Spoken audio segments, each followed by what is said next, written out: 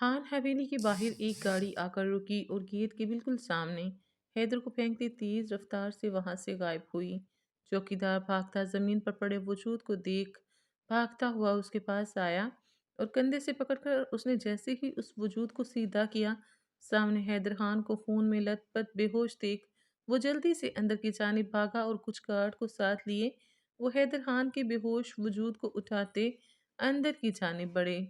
खान हवेली वाले जहां नाश्ता करने में मसरूफ थे, उनके पास एक मुलाजिम आया और उन्हें सारी सूरत हाल का बताया, जिस पर वो सब बहुत परेशान हुए, जबकि रूही तो बकायदा रोना शुरू हो गई थी। आगा जान समेत सब उठते दरवाजे की जानिब बढ़े और मुलाजिमों के बाजुओं में हैदर खान के बेजान वजूद को देख दिलावर तड़प कर उसकी जानिब बढ़े। क्या हुआ मेरे बेटे को? इसका ये हाल?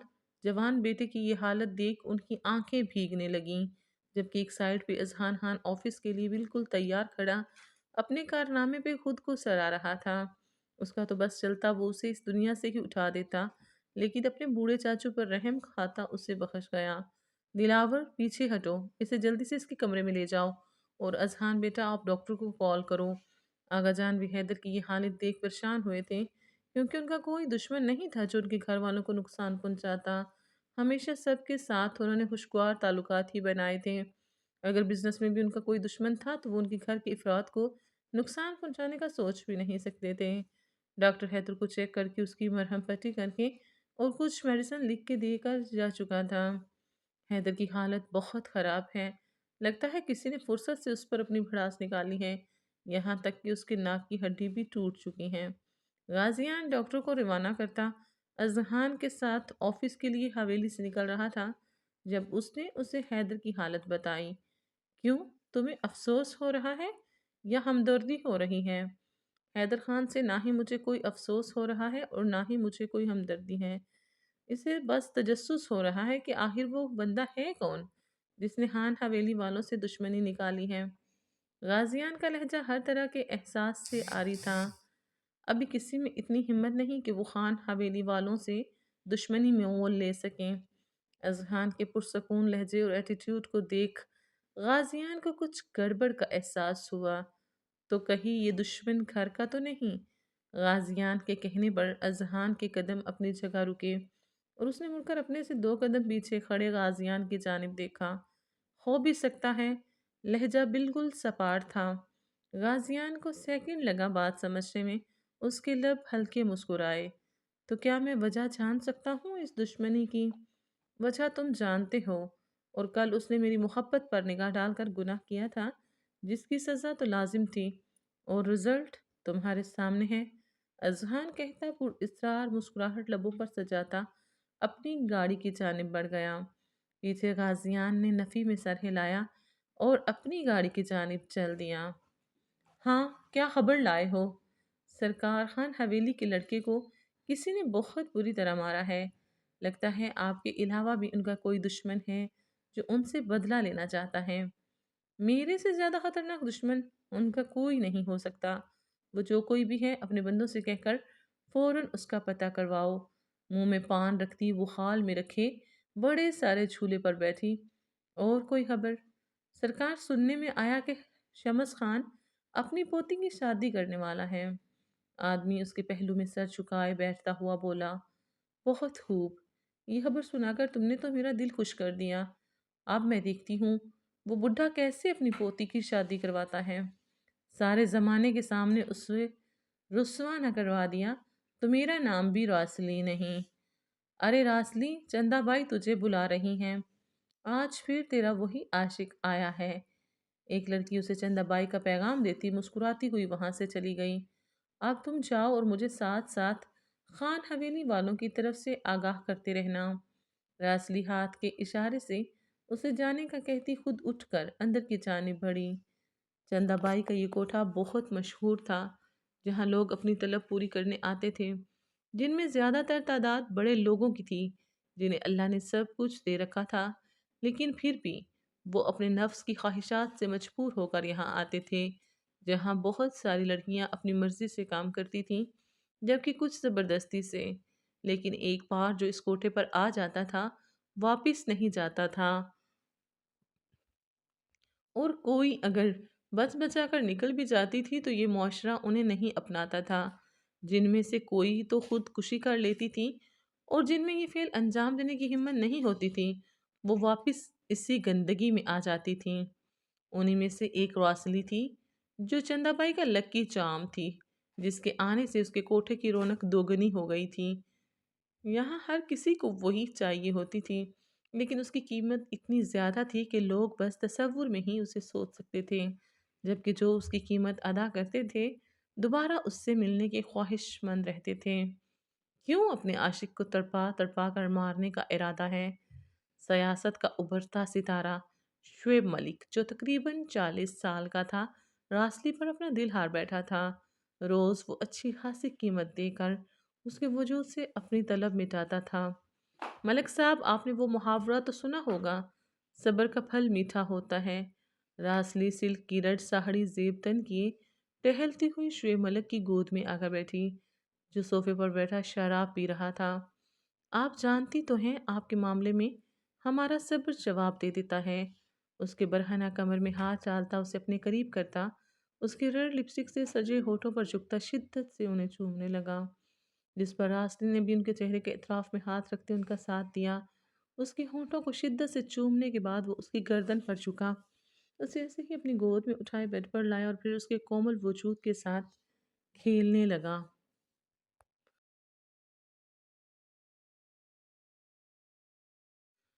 अजहान, जो अभी ऑफिस से आया था, रोहा को किचन से निकलता देख टॉय की नॉट ढीली करता उसकी तरफ आया। कहाँ जा रही हो? उसके हाथ में हल्दी वाले दूध का गिलास देख उसने सवाल पूछा। रोहा, जो अपने ही दयान में जा रही थी, अचानक उसकी आवाज़ सुनकर चौंकी। वो मैं हैदर के लिए हल्दी का दूध लेकर जा रही थी, जबकि हैदर के नाम पर अजहान के माथे पर बल पड़े। तुम कहीं नहीं जाओगी। गुस्से से उसकी आवाज़ भारी हुई। वो ताई अम्मी ने कहा है। मैंने कहा ना, तुम कहीं नहीं जाओगी। अजहान उसके हाथों से दूध का गिलास लेते किचन की जानिब गया, जबकि रोहा उसके पीछे भागी। अजहान ने दूध का भरा हुआ गिलास सिंक में गिरा दिया। रोहा का हैरत से मुंह खुला। इतनी मेहनत से उसने देसी घी डालकर ये दूध तैयार किया था। रोहा को उस पर गुस्सा आया। और आइंदा अगर तुमने उसका नाम अपने लबों से लिया तो बोलने के काबिल नहीं छोड़ूंगा। गिलास एक साइड पर रखता सुर्ख नजरें उसकी काली आंखों में टिकाता बोला, लूंगी, एक बार नहीं 100 बार लूंगी। हैदर, हैदर, हैदर, हैदर। बाकी के अल्फाज अजहान के भारी हाथ के नीचे ही दब गए थे। उसके लबों पर अपना भारी भर कम हाथ रखता वो उसे पीछे दीवार के साथ पिन कर गया। तुम समझती क्या हो खुद को? मैं तुमसे मोहब्बत करता हूँ। तुम्हें कुछ कहता नहीं तो उसका मतलब जबान चलाओगी मेरे आगे? उसके चेहरे पर गर्म सांसें छोड़ता वो पल में रोहा का दिल धड़का गया। लबों पर उसकी गिरफ्त मजबूत होने पर उसकी आंखों में नमी आई। अपने दोनों हाथों का इस्तेमाल करके उसने उसका हाथ अपने लबों से हटाना चाहा। उसकी कोशिश को देखते अजहान ने खुद ही अपना हाथ उसके लबों से हटाया, लेकिन दूर नहीं हुआ। दोनों के दरमियान बस एक कदम का फासला था। आप खुद को क्या समझते हैं? रोहा ने दोनों हाथ उसके सीने पर रखते उसे खुद से दूर चटका, जिस पर अजहान बस 2 कदम ही पीछे हुआ। आप मुझसे मोहब्बत करते हैं, क्या ये मेरा मसला है? मैं नहीं करती आपसे मोहब्बत, तो फिर ज़बरदस्ती किस बात की है? और अगर आप मुझसे इतनी ही सच्ची मोहब्बत करते तो मेरे फैसले की कदर करते, यूं मुझे टॉर्चर ना करते। गुस्से से उसके गाल सुर्ख हुए फूल चुके थे। खुद पर उसका हक जमाना रोहा को गुस्सा दिला गया था। तो तुम क्या चाहती हो? अपनी मोहब्बत साबित करने के लिए मैं तुम्हारे फैसले की कदर करता तुम्हें छोड़ दूं? तो मेरी एक बात कान खोल कर सुन लो, रोहा जुबैर खान। अजहान आगे बढ़ता उसके दोनों बाजुओं को अपने मजबूत हाथों में दबोचता दोबारा उसे दीवार के साथ पिन कर गया। ना ही मुझे अपनी मोहब्बत साबित करने की ज़रूरत है और ना ही मैं उन आशिकों की तरह हूँ जो खामोशी से अपनी मोहब्बत किसी की भी झोली में डाल देते हैं। तुम सिर्फ मेरी हो, इसमें तुम्हारी मर्जी शामिल हो या नहीं, दुल्हन तुम सिर्फ मेरी बनोगी। अजहान की सुलगती सांसें अपने होठों पर महसूस होती उसे अंदर तक लर्जा गई थी। اذہان کی اس قدر سخت گرفت پر وہ ہل بھی نہیں پا رہی تھی، اور جتنی بار تم نے اس کا نام اپنے ان ہونٹوں سے ادا کیا ہے، اس سے کئی گنا سزا ان نرم پنکڑیوں کو چکانی ہوگی۔ بس ایک بار انہیں چھونے کے سارے اختیارات اپنے نام کروا لو، پھر دیکھنا تمہیں اپنی سانسیں لینے پر مجبور نہ کر دیا تو میرا نام بھی اذہان مرتضی خان نہیں۔ اس کے پنک پھڑپھڑاتے لبوں کی جانب دیکھتے وہ اسے جھٹکے سے چھوڑتا پیچھے ہوا، اور اپنی زبان اور اپنی آنکھوں کو قابو میں رکھو۔ جتنی یہ گستاخیاں انجام دیں گی، تمہاری سزا اتنی سخت ہوتی جائے گی۔ اس کے ٹھنڈے پڑتے گال کو تھپ تھپاتے وہ اسے ایسے ہی ساکت چھوڑتا وہاں سے نکل گیا۔ پیچھے روحا اپنے ٹھنڈے پڑتے وجود کو سنبھالتے خوف سے لرزتی کچن سے نکلتی جلدی سے اپنے کمرے میں خود کو بند کر گئیں۔ بیڈ پر بیٹھتی اس نے اپنے تیز تیز دھڑکتے ہوئے دل پر اپنا ہاتھ رکھا۔ اذہان کی اتنی بے باک باتیں اسے خوف میں مبتلا کر گئی تھیں۔ کیا وہ واقعی میں مجھ سے اتنی محبت کرتے ہیں؟ دھڑکتے دل نے جیسے اس سے سوال کیا۔ ایک پل کو تو اسے خود پر رشک آیا، لیکن دوسرے ہی پل سکینہ کی باتیں اس کے کانوں میں پڑیں۔ میرے بیٹے سے دور رہنا، آئندہ اگر میرے بیٹے کے آس پاس بھی نظر آئی تو تمہارے اس خوبصورت چہرے کا وہ حشر کروں گی کہ خود کو پہچان نہیں پاؤ گی۔ سکینہ کی باتیں اس کے کانوں میں گھنٹیوں کی طرح بجنے لگیں۔ نہیں روحا، تم نے ایسا سوچ بھی کیسے لیا کہ کوئی تجھ سے محبت کرے گا؟ جس سے اس کے اپنے باپ نے محبت نہیں کی تو کوئی دوسرا کیوں کرے گا؟ تو نے انکار کر کے ان کی انا کو ٹھیس پہنچائی ہے، بس وہ اسی کا بدلہ تجھ سے لے رہے ہیں۔ ابھی بھی اس نے اذہان کے سانسوں کے لمس کو اپنے لبوں پر محسوس کرتے اس نے الٹے ہاتھ سے اپنے لب زور سے مسلے۔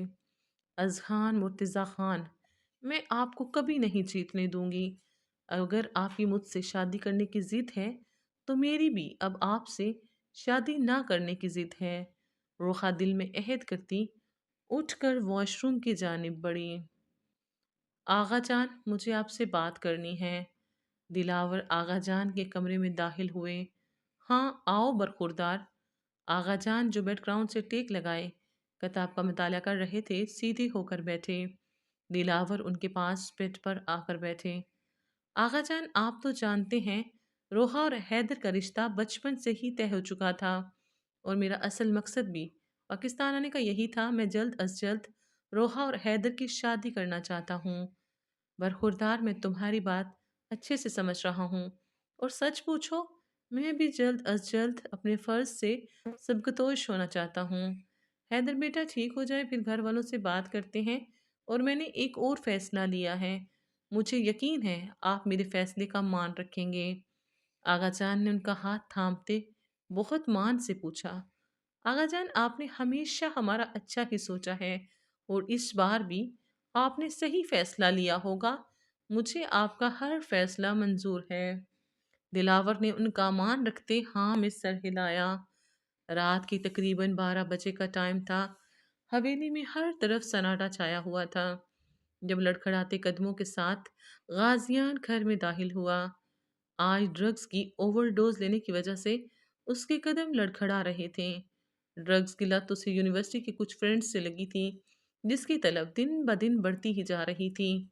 جب وہ مینٹلی زیادہ ڈسٹرب ہوتا تھا تب وہ خود کو پرسکون کرنے کے لیے زیادہ ڈوز کا استعمال کرتا تھا۔ لڑکھڑاتا ہوا وہ سیڑھیاں چڑھ رہا تھا جب اسے کچن میں کھٹ پٹ کی آواز سنائی دی۔ اتنے نشے میں ہونے کے باوجود اس کا دماغ ایکٹیو تھا۔ اوپر جانے کی بجائے اس نے اپنا رخ کچن کی جانب کیا۔ کچن میں داخل ہوتے اس کی نظر سلیب پر بیٹھی ہاتھ میں چاولوں کی پلیٹ پکڑی روحی پر گئی۔ روحی جو رات کے اس پہر بھوک لگنے کی وجہ سے کچن میں آئی تھی، فریج میں بریانی پڑی دیکھ اس کی بھوک مزید چمکی۔ بریانی جلدی پلیٹ میں نکال لے گرم کرتی وہیں سلیب پر چڑھ کر بیٹھتی کھانے لگی۔ ابھی وہ کھا ہی رہی تھی، بھاری قدموں کی آہٹ پر چونکی۔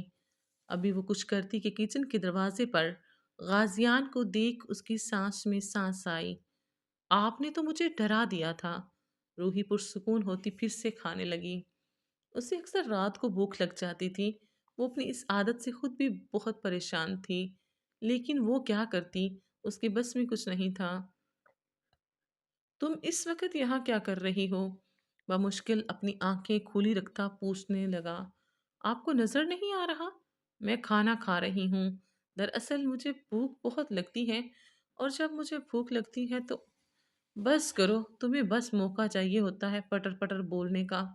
غازیان کو اس کے تیز تیز بولنے سے کوفت ہوئی۔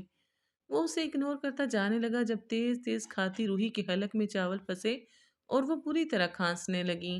اس کے کھانسنے پر غازیان اس کی جانب بڑھا اور پاس پڑا پانی کا گلاس اس کے لبوں سے لگایا۔ پانی پیتی روحی نے نظریں اٹھا کر غازیان کی جانب دیکھا، جہاں اس کی نم آنکھیں اس سرخ ہوئی آنکھوں سے ٹکرائیں۔ غازیان آج پہلی بار اسے اپنے اتنے نزدیک دیکھ رہا تھا۔ براؤن بڑی آنکھیں، مڑی ہوئی پلکیں، چھوٹی ناک، گلابی بڑے ہونٹ، سفید رنگت گالوں پر گلی سرخیاں۔ غازیان کو اپنا دل ڈوبتا محسوس ہوا۔ اچانک اسے گھٹن ہونے لگی۔ اس نے جلدی سے روحی سے دوری بنائی۔ گھٹن سے اس نے اپنا سینہ مسلا۔ روحی جو اس کی جانب ہی دیکھ رہی تھی، اس نے اس کی حالت کو نوٹ کیا تھا۔ آپ ٹھیک ہیں؟ روحی سلیب سے اترتی اس کے نزدیک آئیں۔ ہاں، میں ٹھیک ہوں۔ غازیان نے اسے ہاتھ کے اشارے سے خود کے قریب آنے سے روکا۔ آخر میں یہی بات کہوں گی کہ پلیز میرے چینل کو سبسکرائب کیجیے، اور اس ناول کا نیکسٹ پارٹ پڑھنے کے لیے، تاکہ آپ کو نوٹیفیکیشن بر وقت مل سکیں، اور ویڈیو کو لائک کرنا مت بھولیے گا۔ آپ سب کی تہہ دل سے شکر گزار ہوں۔ اللہ حافظ۔